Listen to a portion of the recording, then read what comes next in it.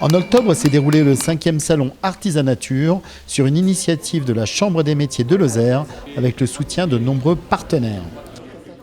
Ce sont plus d'une soixantaine d'exposants qui étaient à votre écoute et aussi qui vous ont présenté leurs innovations dans de très nombreux domaines professionnels, comme les métiers d'art, mais aussi la photographie, avec Benoît Collomb qui vous présentait en avant-première sa collection de livres photographiques intitulée « Les 7 merveilles de Lozère », mais aussi des domaines comme l'alimentation, les services, le bâtiment, où vous avez pu admirer l'impressionnant travail des compagnons lors de démonstrations en plein air. Petit détour par les allées du salon.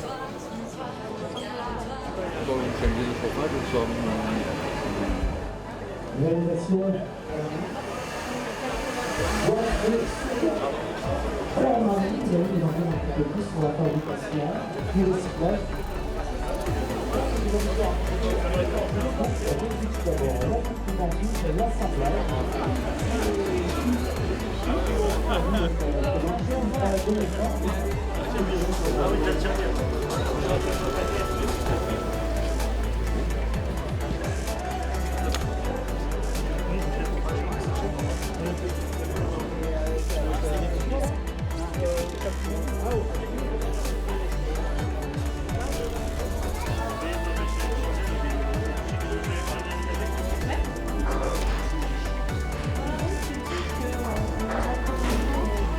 Plus du textile, il y a des choses qui est vaisselle et les réparations on en fait très peu.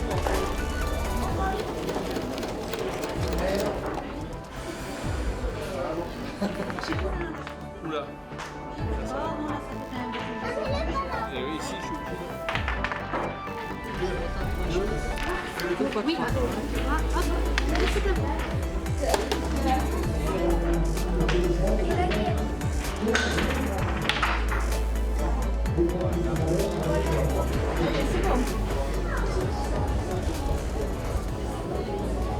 Le but c'était de mettre la balle là-haut sans le faire passer dans les trous.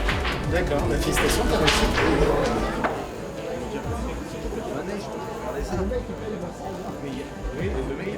J'ai choisi ma mise en page, mes photos. Et après, je délègue l'impression à l'imprimeur. Et avant que ça arrive, on a un peu la concrétisation là, de 5 ans de travail. Ouais. Et c'est un bébé. Je vois bien ce que vous faites.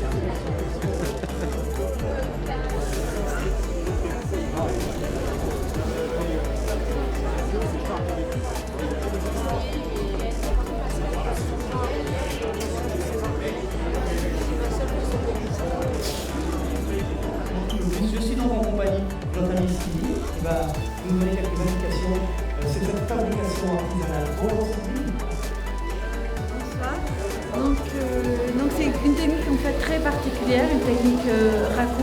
Donc la technique raku c'est une technique ancestrale japonaise qui remonte du XVIe siècle. Voilà. Donc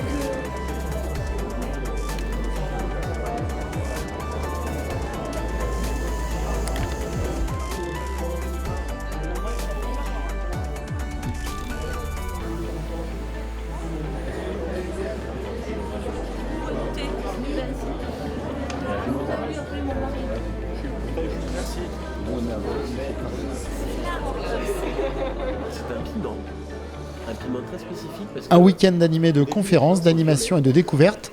La Chambre des métiers nous en parle.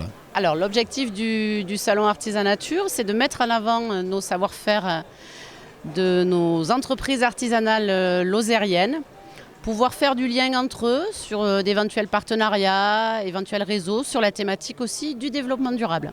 L'artisanat est très dynamique et se caractérise par une grosse partie sur la filière bâtiment puisque ça représente plus de la moitié de l'artisanat lozérien. On a environ 1200 entreprises du bâtiment sur 2000 petites entreprises artisanales. Le public est très perceptif et très attaché au savoir-faire local, à la qualité artisanale, à la proximité, à l'accueil aussi et à la disponibilité que peuvent avoir nos artisans lozéens.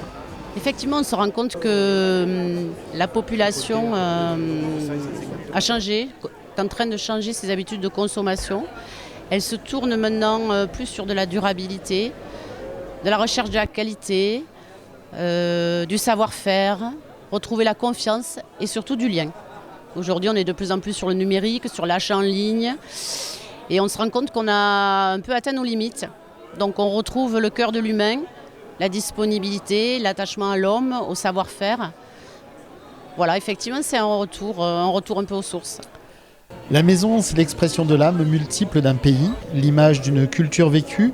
La restaurer, c'est participer à la défense d'un patrimoine, témoin de notre histoire, de nos racines. L'association Maison Paysanne de Lozère est là pour vous guider dans vos projets. On étudie sa maison, on plaque pas des choses comme ça qu'on a vues sur les magazines.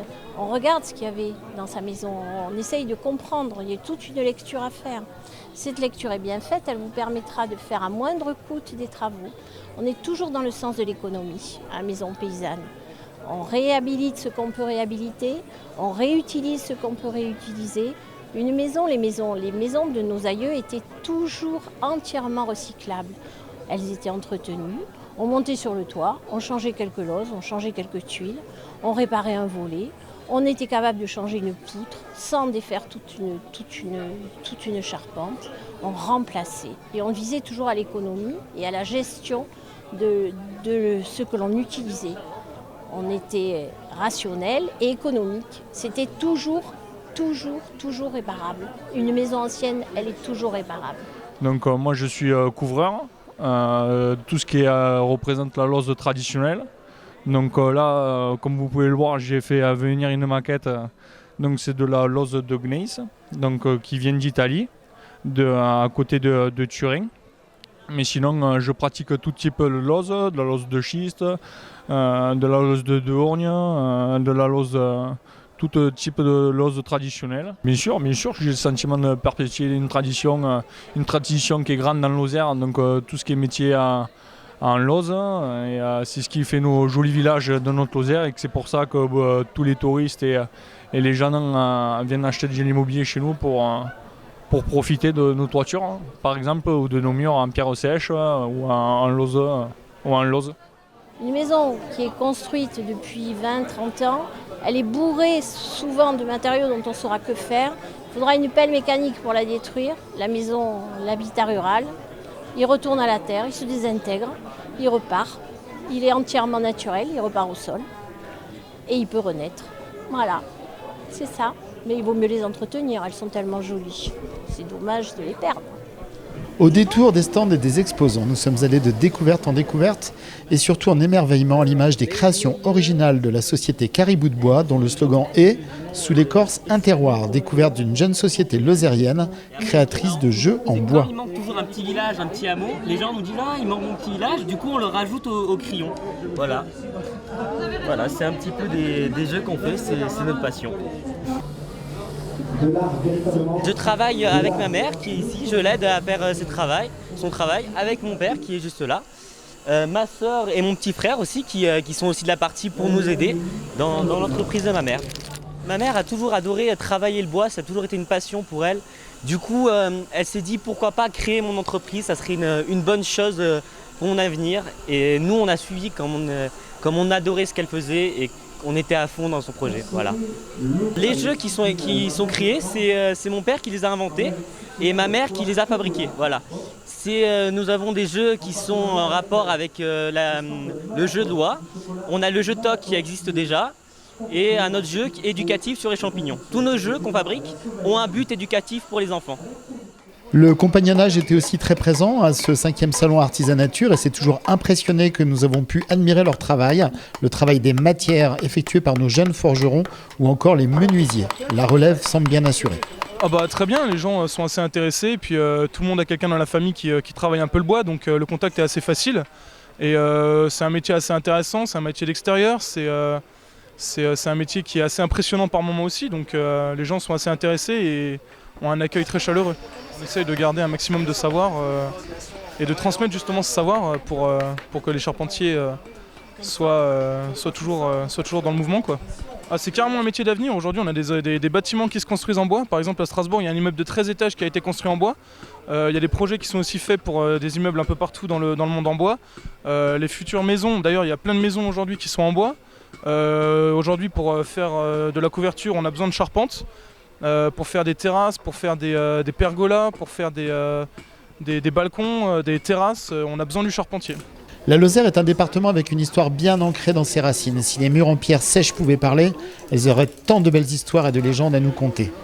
L'élévation d'un mur en pierre sèche est un art à part entière.